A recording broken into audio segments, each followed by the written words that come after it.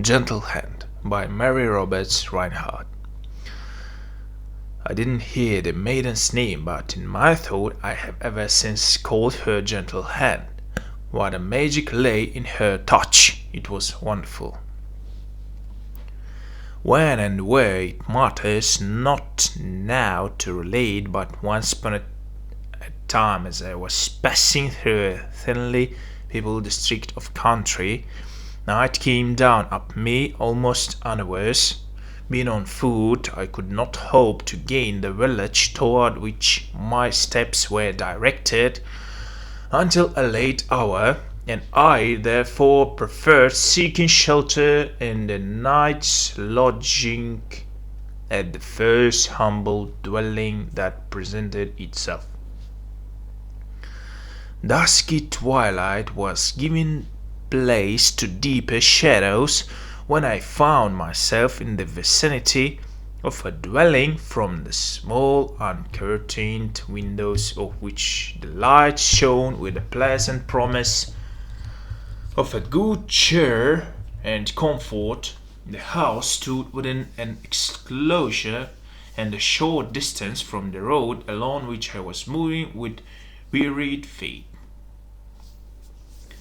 Turning aside and passing through an ill-hung gate, I approached the dwelling.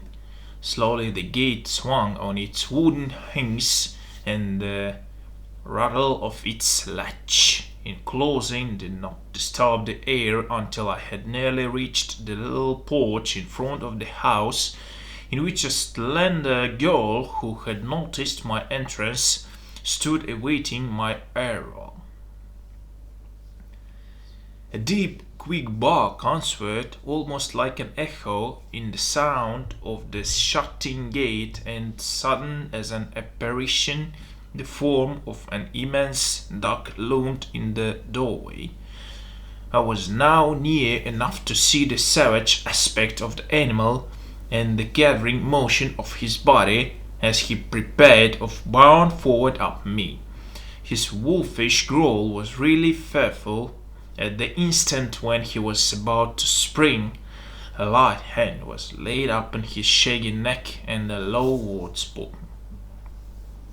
"My friend, he won't hurt you," said a voice that to me sounded very sweet and musical.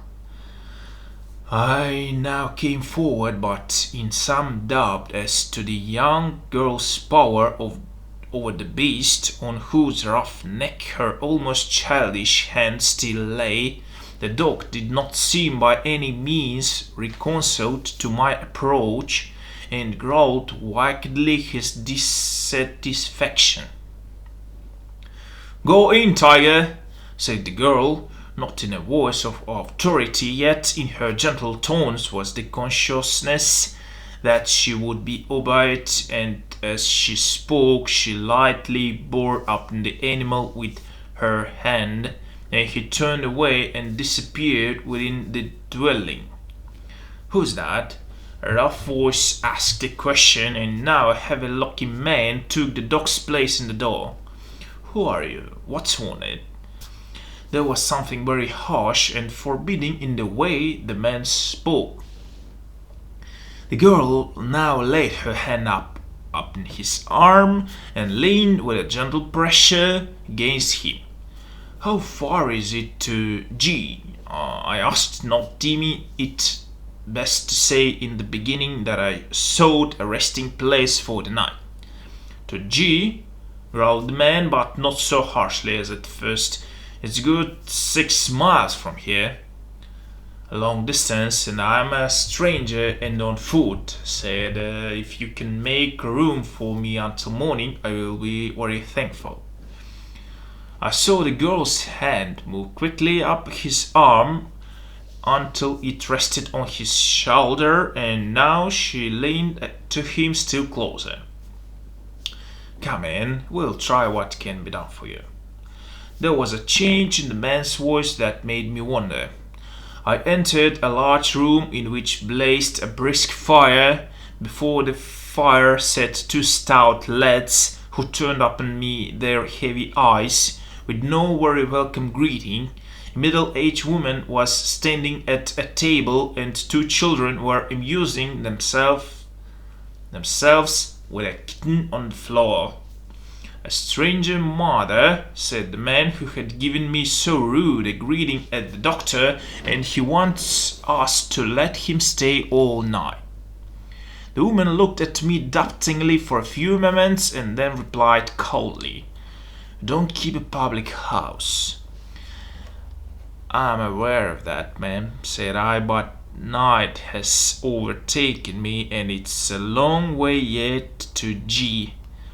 "Too far for a tired man to go on foot," said the master of the house kindly, "so it's no use talking about it. Mother, we must give him a bed." So unobtrusively that I scarcely noticed the movement the girl had drawn to the woman's side. What she said to her I did not hear, for the brief words were uttered in a low voice, but I noticed as she spoke one small, fair hand rested on the woman's hand. Was there magic in the gentle touch? The woman's repulsive aspect changed into one of kindly welcome, and she said, "Yes, it's a long way to G. I guess we can find a place for him. Have you had any supper?" I answered in the negative. The woman, without further remark, drew a pine table from the wall, placed upon it some cold meat, fresh bread and butter, and a pitcher of new milk. While these preparations were going on, I had more leisure for minute observation. There was a singular contrast between the young girl I have mentioned and the other inmates of the room, and yet I could trace a stronger likeness between the maiden and the woman whom I supposed to be her mother, brown and hard as were the features of the latter. Soon after I had commenced eating my supper, the two children who were playing on the floor began quarreling with each other. "John, go off to bed," said the father, in a loud peremptory voice, speaking to one of the children.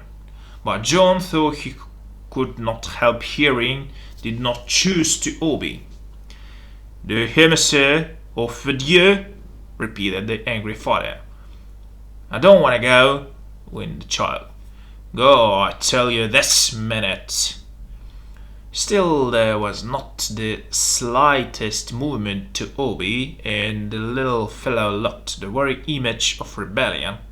At this crisis in the affair, when a storm seemed inevitable, the sister, as I supposed her to be, glided across the room, and stooping down, took the child's hands in hers. Not a word was said, but the young rebel was instantly subdued. Rising, he passed out by her side, and I saw no more of him during the evening. Soon after I had finished my supper, a neighbor came in, and it was not long before he and the man of the house were involved in a warm political discussion, in which were many more assertions than reasons. My host was not a very clear-headed man, while his antagonist was wordy and specious. The former, as might be supposed, very naturally became excited, now and then indulged himself in rather strong expressions toward his neighbor, who in turn dealt back wordy blows that were quite as heavy as he had received and a good deal more irritating. And now I marked again the power of that maiden's gentle hand. I did not notice her movement to her father's side. She was there when I first observed her, with one hand laid upon his temple, and lightly smoothing the hair with a caressing motion. Gradually the high tone of the disputant subsided, and his words had in them less of personal rancor. Still the discussion went on, and I noticed that the maiden's hand, which rested on the temple when unimpassioned words were spoken, resumed its caressing motion the instant there was the smallest perceptible tone of anger in the father's voice. It was a beautiful sight, and I could but look on and wonder at the power of that touch, so light and unobtrusive, yet possessing a spell over the hearts of all around her. As she stood there, she looked like an angel of peace sent to still the turbulent waters of human passion. Sadly out of place, I could not but think her amid the rough and rude, and yet who more than they need the softening and humanizing influences of one like the gentle hand. Many times more during that evening did I observe the magic power of her hand and voice, the one gentle yet potent as the other. On the next morning, breakfast being over, I was preparing to take my departure when my host informed me that if I would wait for half an hour, he would give me a ride in his wagon to G, as a business required him to go there. I was very pleased to accept of the invitation. In due time, the farmer's wagon was driven into the road before the house, and I was invited to get in. I noticed the horses a rough-looking Canadian pony with a certain air of stubborn endurance. As the farmer took his seat by my side, the family came to the door to see of us. "Dick," said the father in peremptory voice, giving the rein a quick jerk as he spoke. But Dick moved not a step. "Dick, you vagabond, get up!" and the farmer's whip cracked sharply in the pony's ear. To will not, however, the second appeal, Dick stood firmly disobedient. Next the whip was brought down upon him with an impatient hand, but the pony only reared up a little. Fast and sharp the strokes were next dealt to the number of a half dozen. The man might as well have beaten his wagon, for all his end was gained. A stout lad now came out into the road, and catching Dick by the bridle, dragged him forward, using at the same time the customary language on such occasions. But Dick met this new ally with increased stubbornness, as planting his forefeet more firmly and at a sharper angle with the ground. The impatient boy now stuck the pony on the side of his head with his clenched hand and jerked cruelly at his bridle. It availed nothing, however. Dick was not be wrought up by any such arguments. "Don't do so, John." I turned my head as the maiden's sweet voice reached my ear. She was passing through the gate into the road, and in the next moment had taken hold of the lad and drawn him away from the animal. No strength was exerted in this. She took hold of his arm, and he obeyed her as readily as if he had no thought beyond her gratification. And now that soft hand was laid gently on the pony's neck, and a single low word spoken. How instantly were the tense muscles relaxed, how quickly the stubborn air vanished.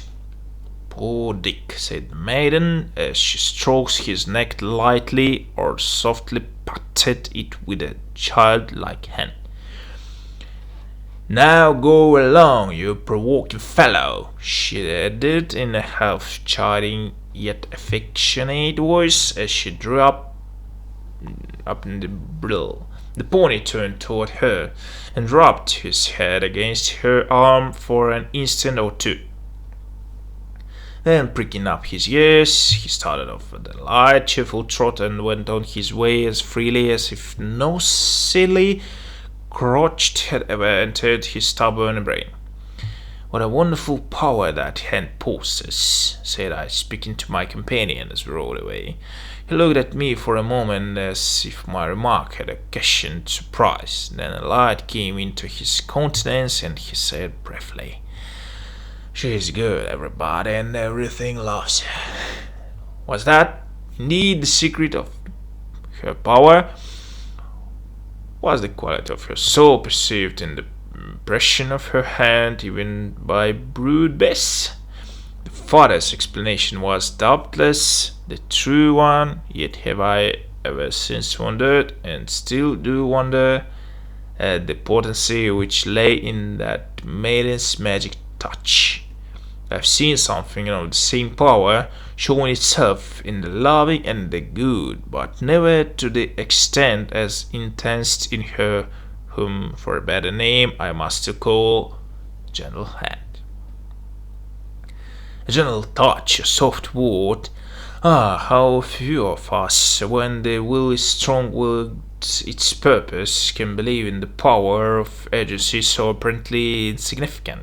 And yet all great influences affect their ends silently, unobtrusively, and with a force that seems at first glance to be altogether inadequate. Is there another lesson for us all in this?